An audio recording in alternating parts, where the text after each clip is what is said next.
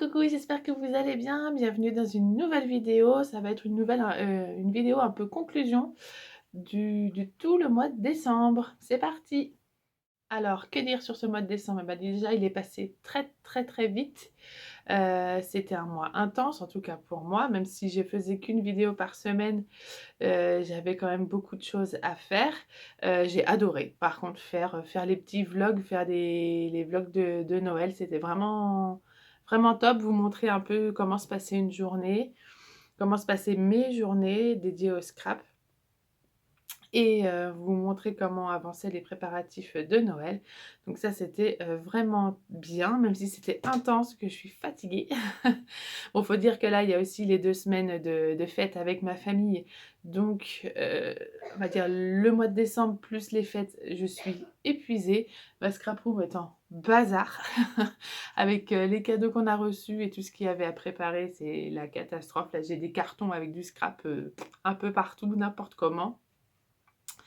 Surtout que bah, maintenant que les fêtes sont passées, on va commencer à s'attaquer au coin bébé. Donc, je vais devoir ranger tout mon scrap pour pouvoir faire le coin bébé. Donc, il va y avoir beaucoup de changements encore ce mois-ci et le mois prochain, bien sûr.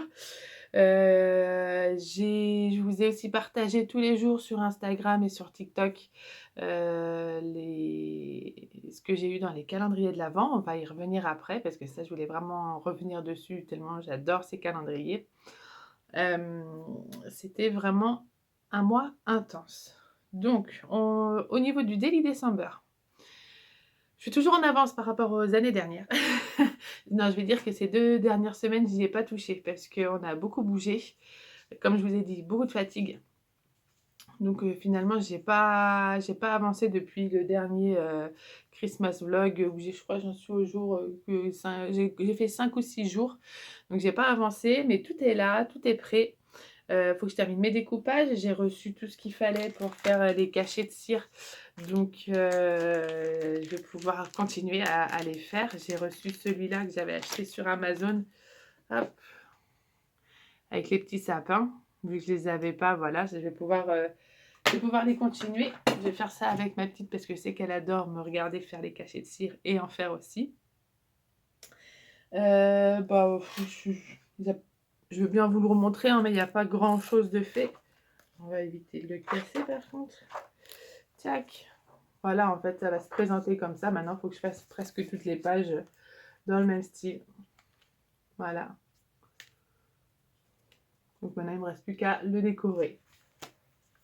Et à faire toutes les présentations d'enveloppes parce que je ne les ai pas faites. Je vous ai dit, j'y ai pas touché.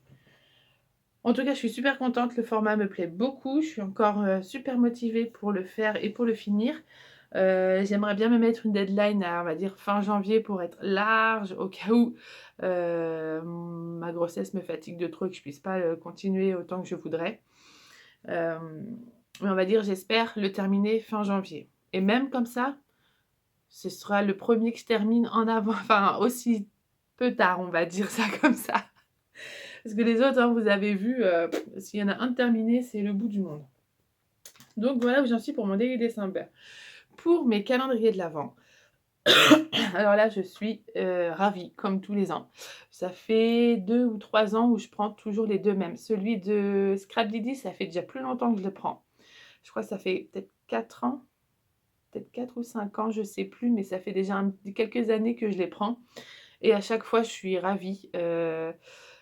Leurs produits de base sont de qualité, donc voilà, il y a rien à redire. Les tampons sont top, ils sortent des nouvelles gammes, ça fait à chaque fois une mini collection. Alors pas forcément pour Noël parce que celle qu'on a eue là, c'est le chemin des créations, il y a des fleurs, des feuillages, tout ça, c'est pas forcément pour Noël, mais ça nous fait une petite collection capsule qu'on collectionne comme ça au fur et à mesure des jours. Et en plus, cette année, la cerise sur le gâteau, c'est qu'ils ont fait un calendrier de l'après. Je sais plus où j'ai mis mais je les ai peut-être mélangés avec. C'est possible. Un calendrier de l'après où donc il y a encore chaque jour du 26 jusqu'au 31. Donc pareil, je vous ai aussi montré ça sur les réseaux. C'était vraiment une jolie attention. En plus, ça continue, ça complète la collection, donc franchement, rien à dire. C'est une super bonne idée. C'est la première fois c'est la première fois que je vois ça. Pas forcément dans l'univers du scrap, mais même en général dans les loisirs créatifs où tous ceux qui font un calendrier de l'Avent, la plupart du temps s'arrêtent au 25, 24, voire 25 décembre. Et là, de le continuer comme ça, de le mettre en plus, moi je trouve que c'était une bonne idée. Donc je suis super ravie. Celui de DLS Design, je crois que ça fait 2 ans. Si je dis pas de bêtises, je crois que ça fait 2 ans que Perrine le fait. Donc c'est en collaboration avec la marque DLS. Hein, c'est une marque que j'aime beaucoup, mais en fait, je trouve qu'elle utilise un petit peu trop les mêmes couleurs. Par exemple, le violet ressort beaucoup sur leur collection et moi, je suis pas très fan du violet. Le violet et le orange, je suis pas très fan et il y en a beaucoup sur leur collection. Donc, c'est ce qui m'embête un peu, mais sinon, leurs produits, pareil, c'est de la qualité, c'est vraiment top. Il y a plein de gammes de produits, c'est vraiment génial. Bon, encore très contente. Alors là, c'est pas forcément une collection, mais c'est plein de petits produits comme ça. Et franchement, rien à dire, vraiment top. Faire peut-être un calendrier de l'après, hein, Perrine, si tu regardes, ce serait bien. Non, non, c'est déjà beaucoup de travail et franchement, c'est vraiment top. Alors, je voulais vous montrer aussi pas mes tops et mes flops, mais on va dire ce que j'ai préféré et ce que j'ai un peu moins aimé dans mes calendriers de l'Avent. Donc, je vais commencer sur celui de Scrap Didi. Les trois produits que j'ai adorés, donc dans calendrier de l'Avent et de l'après. Va y avoir ce petit tampon transparent avec les étiquettes à personnaliser. Hop, je vais essayer de vous le montrer, ça floute plus. Mais en fait, vous avez l'étiquette et les petits mots qui vont directement dedans. Non, ça ne veut pas plus. Donc en fait, vous avez l'étiquette, ça en tampon clear, et vous avez des petites phrases qui vont dedans. Donc ça, c'est les petites étiquettes. Franchement, en 3 secondes, c'est fait. Il n'y a pas besoin de chercher plus de matériel. C'est tac tac. Et il n'y a plus qu'à découper et l'étiquette. J'ai adoré les petits tampons. Donc là, c'est ce tampon rose monté sur mousse. Les petits tickets bonheur et les petits tickets souvenirs. Ils sont vraiment pas mal. Ça pour mettre c'est un peu intemporel. C'est pas forcément dans une collection au final. Et je pense que ça peut vraiment bien s'utiliser. Et le troisième coup de cœur, c'est le fond de texte grunge. Moi, de toute manière, les fonds de texte avec des écritures, j'adore ça. Et là, je trouve que c'est vraiment quelque chose pour mettre derrière une petite photo. Ça met juste ce qu'il faut. Donc voilà, ça c'est mes top 3. Ce que j'ai un petit peu moins aimé, alors c'est pas parce que j'aime pas, mais c'est parce que je pense que je vais moins les utiliser. Le tampon palette. Donc ça, moi, je scrape jamais en fait mon scrap ou quelqu'un qui est en train de créer. Sauf mes enfants, mais c'est pas un thème enfant. Donc celui-là, je sais pas si je vais beaucoup l'utiliser. Je vais quand même le garder au cas où, hein, mais je pense pas que ce soit un tampon que je vais beaucoup utiliser. Les badges, à part les mettre sur soit des cartes, soit des couvertures d'albums, pareil, je vais pas les utiliser pourtant. Bonheur ensemble, moment parfait. En fait, ça met un petit peu trop de volume, je trouve, sur une création. J'aime bien quand il y a du volume, mais pas autant. Donc, c'est ceux que je vais moins utiliser. Et le petit pochoir. Pardon. Les pochoirs, j'aime bien, mais voilà, là, les chiffres, je les utilise jamais.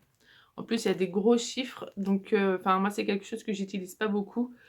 Je préfère des formes, des cœurs, des étoiles, quelque chose d'un petit peu plus simple que les chiffres. Même les lettres, hein, quelquefois, il faut vraiment que ce soit tout petit. Les lettres, c'est limite, je préfère utiliser des tampons. Voilà. Donc ça, c'était sur l'album de Scrap Didi.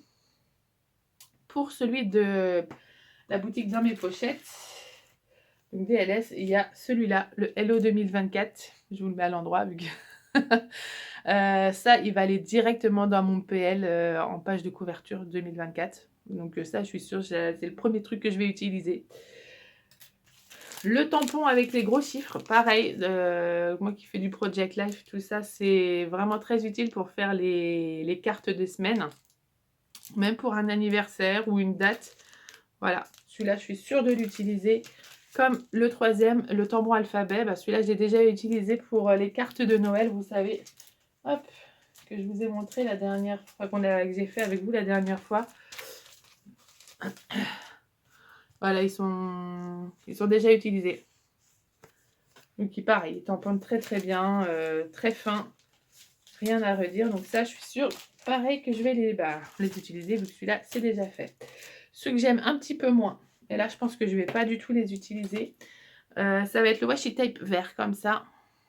Je sais pas si vous allez voir, en fait, il y a des petits ronds en pointillés. Voilà, et ça, j'aime, ça, même dans mon... Les washi tape, je les utilise dans mon planeur, dans mon agenda, et celui-là, j'aime pas, en fait. Les petits ronds comme ça me rappelle peut-être 10 ans en arrière, c'était vraiment à la mode, mais là, non. Celui-là, je vais le vendre, je sais que celui-là, je vais pas l'utiliser. Il y a les petites étiquettes en bois. Les étiquettes, je suis très fan, mais en bois comme ça, avec de l'épaisseur. Puis façon bois, je sais pas. Peut-être que... Il va falloir que je me trouve une idée pour les utiliser, mais là, de suite, je sais que ça, je vais pas les mettre dans mes créations. Et le troisième truc, qui était pourtant une bonne attention, c'est les cartes de Project Life. Donc ça, c'était une super attention parce que je les utilise, je fais du Project Life, mais en fait, le noir et blanc, ça, je sais que je l'utiliserai pas. Et voilà, les fonds comme ça. Le noir, en fait, je le garde pour l'écriture et le tamponnage. Je suis quelqu'un qui adore les couleurs et ça me correspond pas. Bon, c'est pas en français, mais ça, je veux dire, encore, c'est pas un problème. Mais moi, il m'aurait fallu de la couleur. Comme ça, tout noir, je pourrais peut-être utiliser les blancs, mais même les blancs ne m'inspirent pas des masses. Donc ceux-là, je sais que je les utiliserai pas. Voilà pour le point sur les calendriers. Maintenant, on va dire, entre guillemets, parlons de l'avenir. Parce que, voilà, je vais accoucher bientôt, là. Entre février et mars.